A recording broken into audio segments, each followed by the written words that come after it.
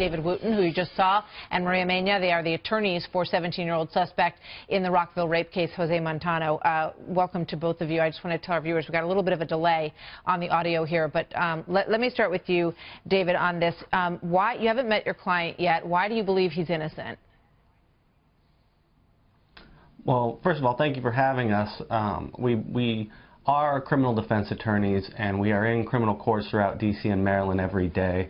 As criminal defense attorneys, usually we don't want to get on the news and talk about cases, especially when a case is just beginning, when very little facts are known about anything, about either side, the defense or the prosecution. However, we think it's really important to come here and to talk to the public right now, because the sensationalism and the outrage and the hysteria that's been taking place over the last week in this case is getting out of control. And the reason for that is, I believe that it's because of the disgusting vitriol that's been spewed by Donald Trump ever since the beginning of his campaign. I have no idea what Donald Trump has to do with this, but let's leave it right there. Why don't we talk about the case, since that's what we brought you here to talk about. To suggest that he has anything to do with it, I think is because what I was told is that you want to focus on the crime. And on what actually happened. And I'm sure that the 14-year-old girl's family feels exactly the same way. You have not met with the client yet, and yet you have agreed to defend him.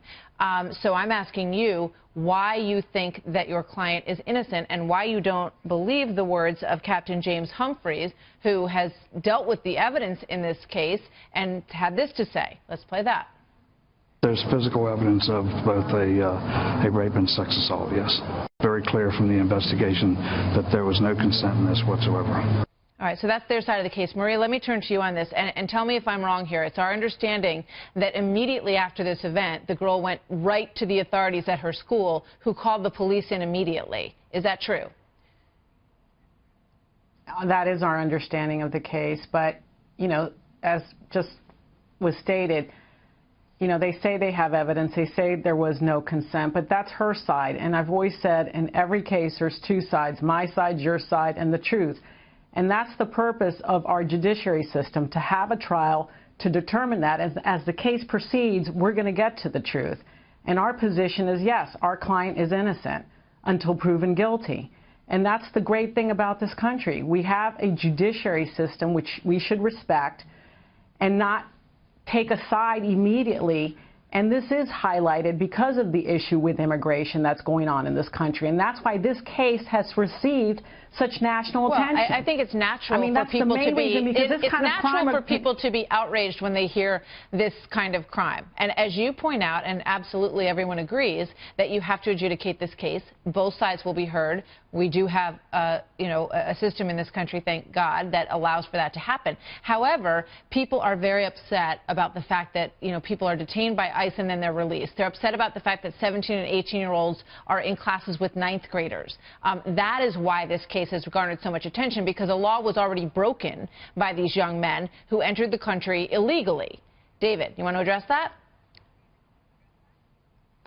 Well, that was the point I was trying to make, that this is all about immigration. We wouldn't even be on this show right now if it wasn't for the fact that this has become a conversation about immigration.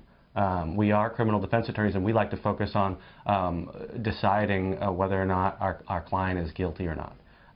The fact that we have to turn this into a question of undocumented, documented, well, that's just the fact of the case. I mean, that's just the, you know, you look at the individual, you look at the circumstances. They're here illegally. You know, whatever you think about that, positive or negative, is fine. But that's a fact. That's part of the case. But that's the focus, because they're here illegally. No, the focus is the fact that a 14-year-old girl claims that she was raped and sodomized in a bathroom at her high school. That's the focus. But how many other cases nationwide that this takes place? But because these two individuals are not legal, that's why people are focusing on this case. I mean, people are getting death threats. They're calling the school, you know, making that they want to kill these Latinos. Terrible things. And this is all because of an issue in this country about immigration. I'm from Cuba. I came from another country. And there are a lot of people that come to this country who are illegal and you're here legally now, I assume. papers. You're a citizen of this country now?